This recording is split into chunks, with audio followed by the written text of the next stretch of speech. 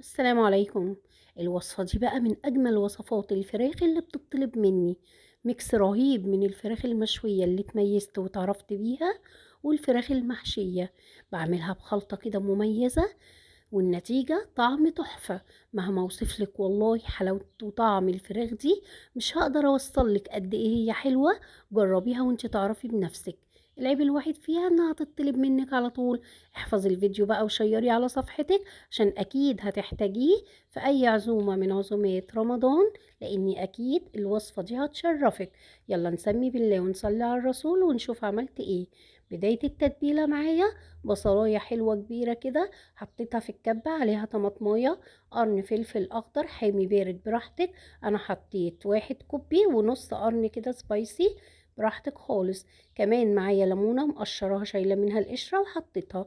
معلقة كده من الثوم المفروم وضربتهم في الكبة. معايا كمان معلقتين كبار من دبس الرمان، بيخلي طعم الفراخ المشوية ولونها حلو قوي.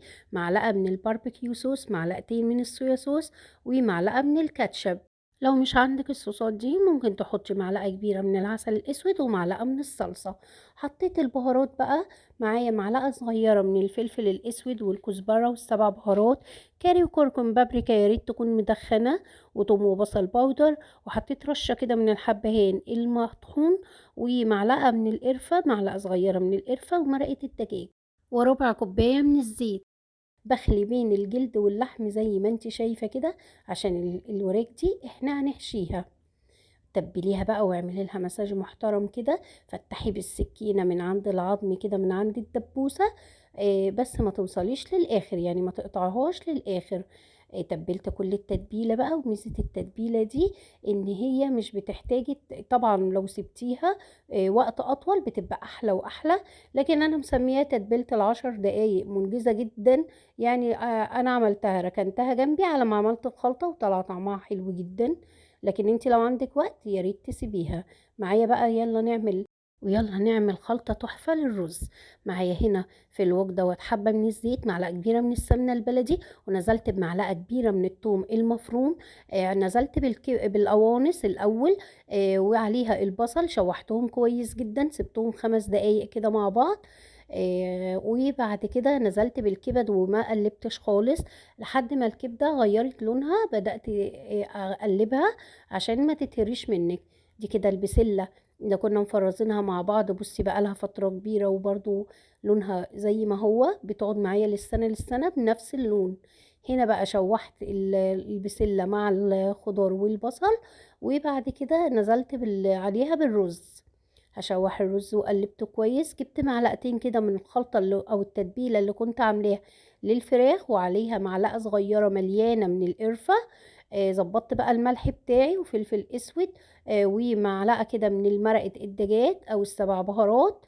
وكمان حطيت معلقتين من دبس الرمان، بيدي للخلطة دي طعم ولون مميز جدا. غطيت عليها بقى وزودتها طبعا مية لحد ما اتشربت. وغطيت عليها، هديت عليها النار اول ما تتشرب، وسبتها كمان 5 دقايق. انا عايزه الرز مستوي 3/4 تسويه. بصي بقى اول ما لقيته خلاص ده هيدخل في السوا، شلت بقى الخلطه بتاعتي اللي هحشي بيها، وزودت باقي الرز ميه، وسبته يكمل سوا طبعا على نار هاديه. عايزه تحطي له ورقه فويل براحتك. هنا بقى هحضر الصينيه او الخضار اللي هحطه تحت الفراخ. معايا بصلايه كبيره، جزرايه، طماطمايه. ممكن تحطي بطاطس. براحتك خالص. انا ما كانش عندي بطاطس، انت لو عندك حطي بطاطسايه تبقى حلوه جدا. الخضار عايزه تكتفي زي ما انا اكتفيت كده، برضو كان طعمه الخضار حلو قوي قوي. حطي الخضار اللي تحبيه. في الوراك بقى. انا للاسف الوراك دي كانت عندي في الفريزر، مش جايباها يعني مخصوص للوصفه دي. لكن انت لو هتشتريها اطلبي الوراك من الراجل يعني اللي هتشتريها منه، ان يكون الجلد بتاعها مغطيها، مش الجلد يعني. انا عندي هنا الجلد كان مش واصل للاخر. انت لو هتشتريها لا اطلبيها ان الجلد بتاعها يكون مغطي الورك كله. يعني خلي الراجل اللي يعملها لك ويحضرها لك يكون اخد باله من النقطة دي. عشان انا كان عندي وركين الجلد بتاعهم كان متقطع، بس يعني عملتهم بالخلة. بصي بقى، ما تكتريش رز، احنا مش عايزين نكتر رز. معلقة، ومعلقة كبيرة كده مليانة، ونص المعلقة التانية، يعني بكبيرك خالص معلقة ونص كده في الورك، طبعا على حسب الوراك اللي عندك، بس ما تمليهاش، عشان في ناس كتير بتشتكي ان الوراك بتتفتح منها اما بتعملها بالطريقة دي. لا، اعمليها زي ما بقولك كده، زي الفراخ المحشية برضو، مش بنضغط الرز كتير قوي جواها، كفاية قوي معلقة ونص، وبقفلها كده بالخلة زي ما شفتي. لكن انتي لو عندك الجلد كاسيها وكبير عليها، خلاص مش هتحتاجي اصلا الخلة دي. انا احتجتها لان الجلد عندي ما كانش احسن حاجة، بصي مقطع، انا حاولت اعالجه كده زي ما شفت.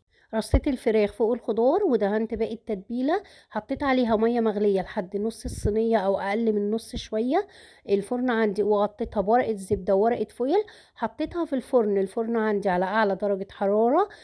حاطه الشبكه بتاعه الفرن على اول رف من تحت، ساعة الا ربع بالظبط. شلت من عليها ورق الفويل والزبدة، ودهنتها من الصوص اللي نازل منها، وفتحت عليها الشواية. دي احلى بقى سلطة خضرة هتاكليها معاها. سلطة تحفة، عبارة عن طماطم وكزبرة وفلفل وخيار، وبحط عليها معلقة صغيرة كده من الثوم المفروم، رشة من الكمون والكزبرة والشطة. حلاوة السلطة دي انها تكون حامية، وهنا الخضار اللي نزل منها طعمه تحفة، ومفيهوش ولا حباية رز طلعت من الفراخ. عايزاكي تجربيها. ولو لسه بتتفرجي معايا لحد دلوقتي، يا ريت ما تنسيش اللايك والشير، ومتابعة للقناة عشان يوصلك منا كل جديد. تعليق لو بحرف عشان يرفع الفيديو ويوصل لأكبر عدد ويستفيد. وبصي بقى هنا، انا مش قادره اوصف لك جمال وطعم والريحه اللي هتقلب البيت، لا ده هتقلب العماره اصلا. حلوه جدا. جربيها على ضمانتي. بجد دي من اكتر الوصفات اللي بقولك بجد بجد جربيها. بس جربيها بطريقتي وبالتتبيله اللي عملناها، عشان هي دي اللي مميزاها ومدياها الطعم دوت عن باقي الطرق التانية. بصي بقى، الفراخ دايبة مش مستحملة امسكها اصلا، والرز دايب خالص، بصي جميل ما شاء الله، مش معجن، وفي نفس الوقت مستوي. دهنت وشها من الصوص اللي نازل منها كده عشان تديها اللمعة الحلوة اللي انتي شايفاها دي. لو حابة تدخنيها بفحماية وتطفيها كده بحبة من السمنة او الزيت، اعملي كده براحتك خالص. جربيها مش هتندمي. الوصفة دي حلوة جدا، من اجمل الوصفات اللي برشحها لك لأي عزومة في رمضان، وصحة وهنا.